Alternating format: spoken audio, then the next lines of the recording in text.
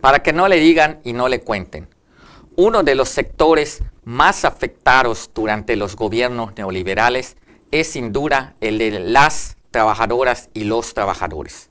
Ya vimos en anterior ocasión cómo se afectó drásticamente al salario mínimo y el poder adquisitivo, que se deterioró de forma muy significativa. Pero también se afectó el régimen de seguridad social, especialmente las pensiones. Hasta antes de la llegada de los gobiernos neoliberales, existía un régimen solidario en el cual había aportación de los trabajadores, los patrones y el Estado.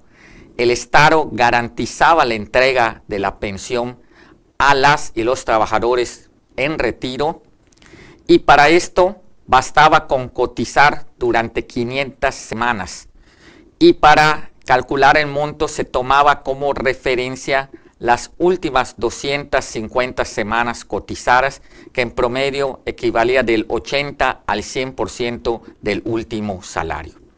Pero a partir de la presidencia de Ernesto Zedillo se implementó la reforma neoliberal al régimen de pensiones. Fue una reforma que se presentó en 1995 y entró en vigor en 1997. Por medio de esta reforma, las semanas de cotizaciones aumentaron de 500 a 1.750 y se pasó de un régimen de reparto o solidario a un régimen de cuentas individuales. Es decir, los y las trabajadoras tenían que ahorrar de forma individual a través de organismos particulares que son los que se encargaban de manejar estos fondos y por los cuales cobraban comisiones. Por cierto, en nuestro país estos organismos particulares cobraban las comisiones más altas.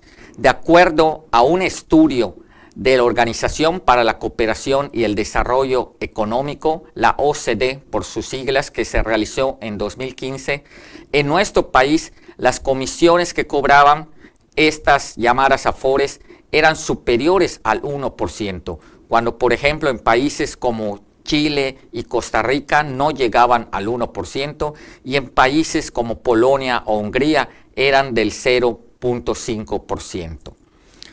Esta fue prácticamente la reforma con Ernesto Zedillo, pero que además lo más grave es que las y los trabajadores al terminar su vida laboral recibían si acaso del 30 al 40% de su último salario. Ya con el gobierno de Andrés Manuel López Obrador, en 2020 se aprobó una reforma a este régimen de pensiones. Por medio de esta reforma se disminuyó las semanas de cotización de 1.250 a 750 y se aumentó la contribución patronal de los patrones del 6.5% al 13.9%. Ahora está también en discusión otra propuesta que presentó el presidente López Obrador con un paquete de iniciativas que hizo pública el 5 de febrero de este mismo año 2024.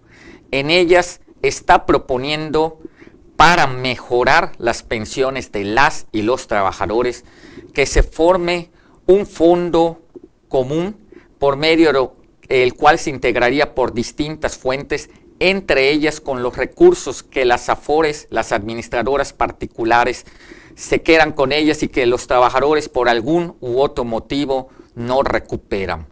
Y esto consiste básicamente en que a través de este fondo las y los trabajadores puedan tener mejores pensiones. Se está proponiendo en síntesis que se pase del 30% al 100%, es decir, que las y los trabajadores al terminar su vida laboral puedan recibir una pensión equivalente por lo menos al 100% de su último salario.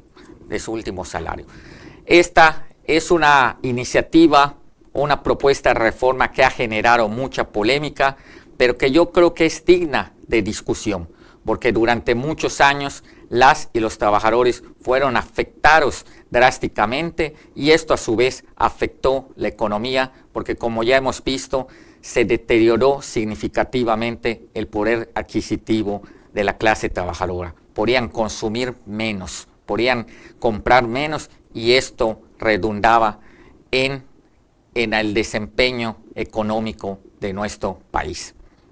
Nos vemos la próxima semana.